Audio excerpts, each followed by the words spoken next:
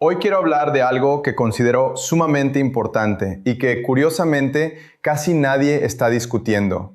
Todo el mundo tiene los ojos puestos en la guerra. Todo el mundo se pregunta si Irán está ganando, si Estados Unidos está perdiendo, cuándo ocurrirá la invasión terrestre. Son preguntas válidas.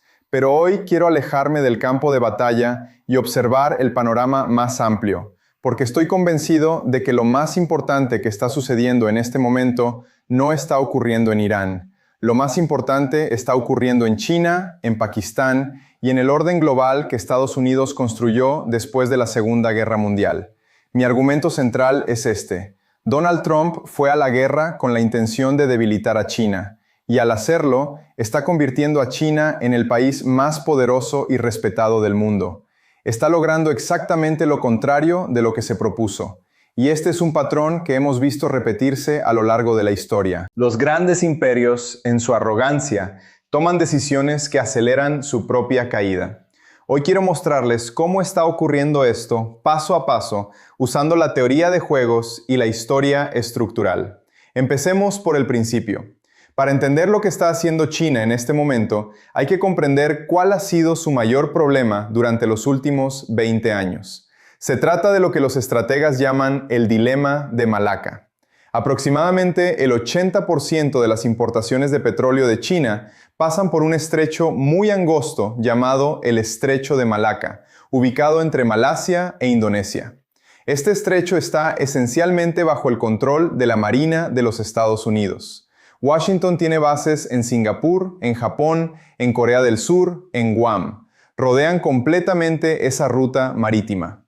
Si Estados Unidos quisiera, podría cortar el suministro de petróleo a China casi de la noche a la mañana, simplemente bloqueando el estrecho de Malaca. Esa es la mayor vulnerabilidad estratégica de China, y los planificadores militares chinos han perdido el sueño por esto durante décadas. Ahora bien, piensen en lo que ha ocurrido a raíz de esta guerra. Irán controla el estrecho de Hormuz, por donde pasa el 20% del petróleo mundial, y a China le han dado básicamente un pase libre. Los barcos iraníes dejan pasar a los barcos chinos. La estrategia iraní ha sido muy deliberada al respecto. Ellos deciden quién pasa y quién no, y China siempre pasa. ¿Por qué? Porque China es el mayor comprador de petróleo iraní. China siguió comprando petróleo iraní incluso durante los años de las sanciones. China nunca abandonó a Irán, y ahora Irán le devuelve el favor. ¿Qué significa todo esto? Significa que mientras Estados Unidos intenta asfixiar a Irán, China está construyendo una cadena de suministro energético completamente nueva, una que no depende del estrecho de Malaca. China está resolviendo su vulnerabilidad estratégica de 20 años. Y Estados Unidos la está ayudando a hacerlo, al crear una situación en la que Irán controla Hormuz y le da acceso prioritario a China. Esto es extraordinario. Es un regalo estratégico que Estados Unidos le está entregando a China completamente por accidente. Permítanme traer a la discusión algo que ya he explicado antes, la estructura del mundo actual. Quiero que entiendan por qué todo esto importa tanto. En el centro del sistema mundial actual está el imperio americano. El imperio pone la fuerza. El imperio dicta las reglas. A su alrededor están las finanzas. Wall Street, la City de Londres, los grandes fondos de inversión. Ellos son los maestros del juego. Luego está la economía global, que funciona sobre el dólar estadounidense, el sistema del petrodólar. Y después están los organismos multilaterales, la ONU, la OMC, que le dan a este sistema una apariencia de legitimidad. Todo este sistema depende de una sola cosa, la credibilidad de Estados Unidos, su poder, la creencia de todos los demás actores, los financieros, los estados del Golfo, las naciones europeas, de que América está al mando, que es fuerte y que sus reglas deben seguirse. ¿Qué ocurre cuando esa credibilidad se destruye? ¿Qué ocurre cuando el mundo ve a Estados Unidos gastar 13,000 millones de dólares en un portaaviones que huye de los drones iraníes? ¿Qué ocurre cuando el mundo ve que el caza más caro de la historia americana es derribado? ¿Qué ocurre cuando Estados Unidos anuncia un alto al fuego que Irán dice que nunca existió? La respuesta es que el mundo empieza a buscar un reemplazo. Y en este momento, el mundo está mirando hacia China. Ahora quiero hablar de Pakistán, porque este es lo que yo llamo el papel secreto de esta historia. Y creo que el rol de Pakistán en esta guerra es uno de los relatos geopolíticos más fascinantes de nuestra época, y la mayoría de la gente no le está prestando atención. Déjenme hacerles una pregunta. Piénsenla bien. ¿Quién me dio el alto al fuego en esta guerra? No fue Estados Unidos, no fue Europa, no fue Arabia Saudita, fue Pakistán. Un país que la mayoría de los comentaristas occidentales habían descartado como un estado fallido. Un país que ha estado lidiando con una crisis económica, inestabilidad política y sus propios conflictos fronterizos. Pakistán dio un paso al frente y logró algo que nadie más pudo hacer. Consiguió que Estados Unidos e Irán, dos países que se odian, que se habían estado bombardeando mutuamente, se sentaran a hablar. ¿Cómo? ¿Por qué Pakistán? ¿Por qué no Francia? ¿Por qué no Alemania? ¿Por qué no las Naciones Unidas? Aquí es donde se pone muy interesante, y quiero usar la teoría de juegos para explicarlo. Pakistán está en una posición única. Tiene un acuerdo de defensa mutua con Arabia Saudita, uno de los aliados más cercanos de Estados Unidos en la región. Al mismo tiempo, Pakistán comparte casi 1000 kilómetros de frontera con Irán. Pakistán no puede permitirse ser enemigo de Irán. Irán es su vecino. Si Irán colapsa en el caos, la región fronteriza de Pakistán se convierte en una zona de desastre. Entonces Pakistán tiene que mantener relaciones con ambos lados al mismo tiempo. Y eso le da algo muy raro en geopolítica: credibilidad ante dos enemigos simultáneamente. Piénsenlo como un buen árbitro en una pelea callejera. El árbitro no puede ser el mejor amigo de uno de los peleadores. Si lo es, el otro no le va a hacer caso. El árbitro tiene que ser alguien en quien ambos confíen. Pakistán fue ese árbitro. Irán confió en Pakistán porque Pakistán nunca se unió a la guerra contra Irán. Estados Unidos confió en Pakistán porque históricamente ha sido su aliado, parte de la alianza de la Guerra Fría. Y algo crucial: Pakistán tiene armas nucleares. Estados Unidos no puede simplemente ignorar a un país de 250 millones de habitantes armado con armas nucleares que está justo al lado de Afganistán, Irán y China. Y hay algo aún más interesante. Pakistán no se limitó a transmitir mensajes, los moldeó. Decidió qué decir, cuándo decirlo y cómo formular las propuestas. Pakistán ofreció formalmente ser anfitrión de las conversaciones el 23 de marzo. Organizó la transmisión de la propuesta americana de 15 puntos a Irán a través de Islamabad. Coordinó con China una iniciativa de paz de 5 puntos. Trabajó simultáneamente con Turquía, Egipto y Arabia Saudita. Y aquí está el paralelo histórico que me parece más importante. En 1971, Pakistán hizo exactamente lo mismo. Henry Kissinger, el gran estratega americano, necesitaba viajar en secreto a China por primera vez para abrir las puertas entre Estados Unidos y China después de 22 años de relaciones congeladas. ¿Y cómo lo hizo? Voló desde Islamabad. Pakistán fue el puente. El presidente pakistaní Yahya Khan organizó la visita secreta. Sin Pakistán, no hay Nixon yendo a China. Sin eso, la Guerra Fría hubiera tenido un rostro completamente diferente. Y ahora, en 2026, Pakistán lo está haciendo de nuevo. Está siendo el puente entre dos potencias que no pueden hablarse directamente. Primero fue entre Estados Unidos y China en 1971. Ahora es entre Estados Unidos e Irán en 2026. Pakistán tiene lo que yo llamo el gen de la mediación internacional. Sabe cómo sentarse entre gigantes y ser útil para todos. Pero la pregunta más profunda es, ¿por qué lo hace ahora? ¿Qué saca Pakistán de todo esto? Y aquí es donde la teoría de juegos se vuelve fundamental. Pakistán tiene 5 millones de trabajadores en los países del Golfo. Esos trabajadores envían dinero a casa. Las remesas son una de las fuentes más importantes de divisas para la economía pakistaní. Si esta guerra continúa, los estados del Golfo se desestabilizan. Los trabajadores pakistaníes pierden sus empleos y Pakistán pierde miles de millones de dólares. Es una catástrofe económica. Además, Pakistán depende enormemente del petróleo del Medio Oriente y no tiene casi ninguna reserva propia. Si el estrecho de Hormuz sigue cerrado, la economía pakistaní entra en crisis. Los precios de la energía se disparan, la industria se paraliza, la gente común sufre. Y encima de todo eso, Pakistán comparte 1000 kilómetros de frontera con Irán. Si Estados Unidos invade Irán y Irán cae en el caos, ese caos se derrama al otro lado de la frontera, hacia la región de Baluchistán en Pakistán, que ya es inestable. Pakistán tiene 3 razones poderosas y separadas para acabar con esta guerra lo antes posible. Esto no es caridad, es puro interés propio. Y eso es exactamente lo que hace de Pakistán un mediador creíble.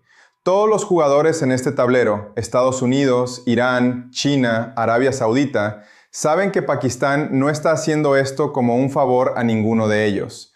Lo está haciendo porque no tiene otra opción. Y eso significa que Pakistán no será el títere de ningún bando, será honesto. Y la honestidad es exactamente lo que necesita un mediador.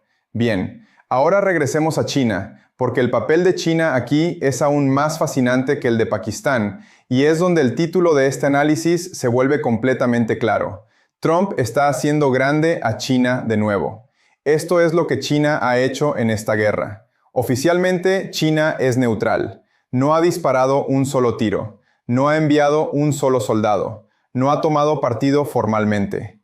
Y sin embargo, China ha salido de esta guerra más fuerte de cómo entró. ¿Cómo es eso posible? Primero, China ha estado proporcionando a Irán las herramientas para combatir. No armas directamente, al menos no de forma abierta, sino tecnología de doble uso. Sistemas de radar, tecnología de navegación, herramientas de inteligencia geoespacial, reconocimiento satelital chino. Empresas chinas vinculadas al ejército han estado vendiendo a Irán herramientas que hacen sus drones y misiles más efectivos. Es decir, China está ayudando a Irán a ganar esta guerra mientras oficialmente se declara neutral. Esto es extremadamente inteligente. China obtiene el beneficio de ayudar a Irán a debilitar a Estados Unidos sin ninguno de los costos políticos de ser vista como beligerante. Segundo, China ha estado comprando petróleo iraní durante todo el conflicto. La mayor preocupación de Irán cuando comenzó la guerra era su supervivencia económica. Las sanciones ya habían cortado a Irán del sistema financiero occidental, pero China siguió comprando. China mantuvo viva la economía iraní. Y ahora, con el estrecho de Hormuz bajo control iraní y con las sanciones americanas efectivamente derrumbadas porque Irán exporta libremente, China está comprando incluso más petróleo iraní a precios con descuento. Irán necesita dinero. China necesita petróleo. Es una transacción perfecta que construye lazos económicos aún más profundos entre los dos países. Lazos que durarán mucho más allá de esta guerra. Tercero, y este es el más importante de todos. China ha aprovechado el vacío de liderazgo global que Estados Unidos creó. El mundo esperaba que Estados Unidos fuera el adulto en la sala. Esperaba que manejara esta crisis con estrategia, con diplomacia, con un plan claro. Y en cambio, ¿qué obtuvo el mundo? A Trump anunciando un alto al fuego que Irán dijo que nunca ocurrió. A Trump amenazando con bombardear la infraestructura energética iraní, luego demorando, luego amenazando de nuevo. El ultimátum de 48 horas que se convirtió en uno de 5 días, que se convirtió en una extensión de 10 días. Al secretario de Defensa americano diciendo que negocian con bombas. Al presidente publicando en redes sociales a las 3 de la madrugada. Sin estrategia, sin plan, solo improvisación y mentiras. En ese vacío entró China. El canciller chino Wang Yi realizó 26 llamadas telefónicas a ministros de Relaciones Exteriores de toda la región. 26 llamadas. Habló con Rusia, Arabia Saudita, Alemania, Irán, Bahrein. Envió enviados especiales a múltiples países. Coordinó con Pakistán una propuesta de paz de 5 puntos. Trabajó con la Unión Africana. Se acercó a la Unión Europea. Construyó una coalición alrededor de un mensaje simple y claro. Detener la guerra, abrir el estrecho, proteger a los civiles, dejar que la ONU juegue su papel. ¿Y saben qué? El mundo escuchó. Arabia Saudita apoyó el plan China-Pakistán. Egipto lo apoyó. Turquía lo apoyó. La Unión Africana lo apoyó. Irán se sentó a la mesa. Y en última instancia, aunque Trump nunca lo admitiría públicamente, China jugó un papel clave en convencer a Irán de aceptar el alto al fuego de 2 semanas. Piensen en lo que esto significa. China, sin disparar un solo tiro, sin gastar un solo dólar en armas, se posicionó como el país que puso fin a la guerra más peligrosa del año 2026, mientras que Estados Unidos fue visto como el país que la inició. Esto es una inversión extraordinaria, es una revolución geopolítica, y Trump la causó por accidente. Ahora quiero hacer un experimento mental para que esto quede completamente claro, porque creo que este patrón de un imperio que fortalece accidentalmente a su rival es uno de los más importantes de toda la historia. Regresemos a Atenas, en el año 415 antes de nuestra era. Atenas era la potencia dominante del mundo griego, segura de sí misma, poderosa, rica, y decidió lanzar una enorme expedición militar para conquistar Sicilia, la llamada Expedición Siciliana. Se suponía que sería fácil. Sicilia era rica. Tomarla haría a Atenas aún más poderosa. ¿Qué podía salir mal? Todo salió mal. La expedición fue una catástrofe. Atenas perdió la mayor parte de su flota, perdió la mayor parte de su ejército. Sus mejores generales fueron asesinados o capturados.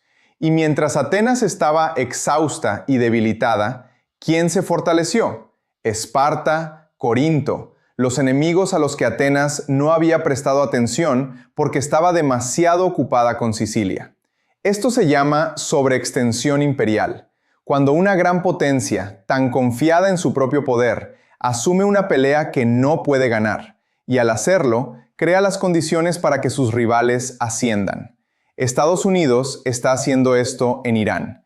Estados Unidos es la Atenas de nuestro tiempo, seguro de sí mismo, arrogante, convencido de que su poder militar puede resolver cualquier problema. Y mientras América sangra en el Golfo Pérsico, agotando misiles interceptores que no puede reemplazar, perdiendo portaaviones que cuestan $13,000 millones, viendo cómo se erosiona su voluntad política en casa, China está haciendo lo que hizo Esparta: observar en silencio, construir fuerza, forjar alianzas, tender la infraestructura del próximo orden mundial.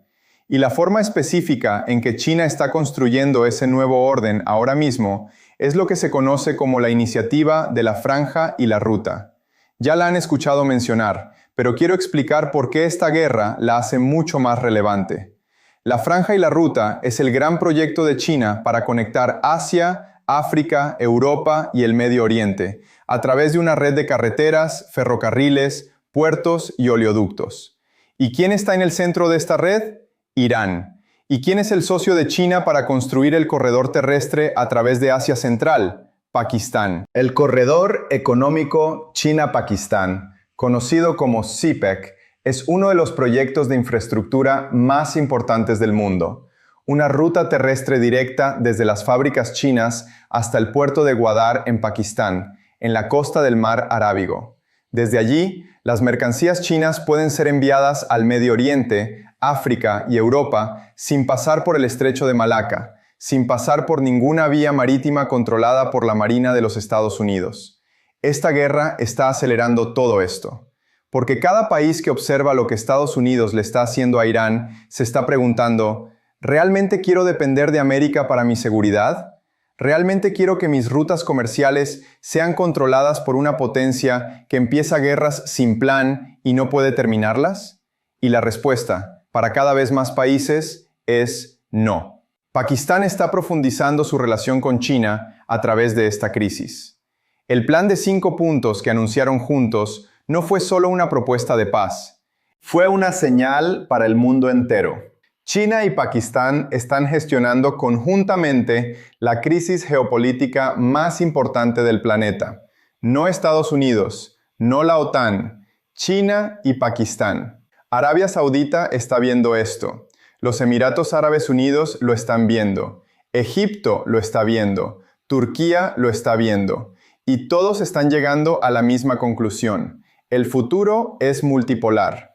Y en ese futuro multipolar, China es uno de los polos. Y Estados Unidos es el polo en declive. Ahora permítanme abordar algo directamente, porque algunos de ustedes quizás estén pensando: Bueno, pero China tampoco es tan poderosa. Tiene sus propios problemas. Su economía tiene dificultades. Está el tema de Taiwán. Hay tensiones internas. Y sí, todo eso es cierto. Pero lo que quiero que entiendan es que el poder es relativo. El poder no se mide solo en términos absolutos. Se mide en función de cuán fuerte eres en relación con tus rivales en un momento dado. Y ahora mismo, en este preciso momento, la credibilidad de Estados Unidos ha sido gravemente dañada. Su poder militar ha quedado expuesto como menos decisivo de lo que todos creían. Su sistema financiero está bajo presión por las interrupciones en el suministro de petróleo. Su voluntad política es frágil. Y China no ha disparado un solo tiro. No ha perdido un solo soldado. No ha gastado un solo dólar en armas en esta guerra. China ha obtenido acceso al petróleo iraní, ha fortalecido su relación con Pakistán, se ha posicionado como el pacificador del mundo y le ha demostrado al sur global, a África, a Asia, a América Latina, que existe una alternativa al orden americano, una alternativa dispuesta a escuchar, dispuesta a mediar y que no tiene ningún interés en bombardear a nadie. Esto es poder blando, y el poder blando es como se construyen los imperios en el mundo moderno. No con bombas, sino con credibilidad, con respeto, con la percepción de que estás del lado correcto de la historia. Y en este momento, China tiene las tres cosas, y Estados Unidos no tiene ninguna. Permítanme ahora reunir todo en un solo marco. Lo que estamos presenciando en este momento es uno de los grandes giros históricos. Estos momentos ocurren raramente, quizás una vez cada 50 o 100 años. Un momento en que la estructura del poder mundial cambia de manera fundamental, cuando el declive de un imperio crea el espacio para que otra potencia se eleve. El último gran giro fue después de la Segunda Guerra Mundial. Gran Bretaña estaba exhausta, quebrada, su imperio colapsando, y Estados Unidos entró en escena, no combatiendo a Gran Bretaña, sino siendo el país que podía hacer lo que Gran Bretaña ya no podía: proporcionar estabilidad, financiamiento, músculo militar y una visión del orden mundial. Estamos viendo un giro similar ahora mismo. Estados Unidos no va a desaparecer de la noche a la mañana. Los imperios nunca colapsan de golpe. Pero la capacidad de América para proporcionar liderazgo global, para ser creíble, para ser confiable, para ser el adulto en la sala, se está destruyendo en tiempo real. Y China está posicionada para llenar ese vacío. No porque China sea perfecta, ni porque tenga todas las respuestas, sino porque está dispuesta a hacer lo que Estados Unidos ya no hace: contestar el teléfono, hacer 26 llamadas, coordinar propuestas, apoyar la mediación, respetar la soberanía de otras naciones aunque no esté de acuerdo con ellas. Y Pakistán es la prueba de concepto. Pakistán le demostró al mundo que la alternativa liderada por China realmente funciona. Un país con sus propias relaciones con China, con el mundo musulmán, con Estados Unidos, fue capaz de usar todas esas relaciones para lograr algo que América no pudo: sentar a dos enemigos en la misma mesa, crear las condiciones para un alto al fuego y evitar que la región se hundiera en una catástrofe que habría afectado a todos los seres humanos en este planeta. Y todo eso ocurrió porque China lo respaldó, le dio peso, usó su influencia sobre Irán en silencio, entre bastidores. Mientras tanto, Estados Unidos publicaba en Truth Social: Trump quería hacer grande a América de nuevo. Pensó que esta guerra demostraría el poder americano. Pensó que bombardear Irán le mostraría al mundo que América sigue siendo el jefe. En cambio, cada semana que esta guerra continúa, América parece más débil, más confundida, más peligrosa y menos digna de confianza. Y China parece más fuerte, más capaz, más razonable y más como el tipo de potencia que el mundo quiere seguir. Trump está haciendo grande a China de nuevo, y ni siquiera lo sabe. Como siempre digo, esto no es profecía. Quiero que cuestionen todo lo que estoy diciendo. Quiero que examinen la evidencia y piensen por ustedes mismos. De eso se trata la historia predictiva. Usamos la teoría de juegos, usamos la historia estructural, observamos patrones y nos preguntamos: si este patrón continúa, ¿cuál es el resultado más probable? El patrón aquí es claro. La sobreextensión imperial crea el espacio para que los rivales asciendan. La guerra de Estados Unidos en Irán está acelerando el ascenso de China. La mediación de Pakistán está demostrando que la alternativa liderada por China funciona. Y el mundo está mirando y sacando sus propias conclusiones. La historia no se repite exactamente, pero rima. Y ahora mismo está rimando muy fuerte.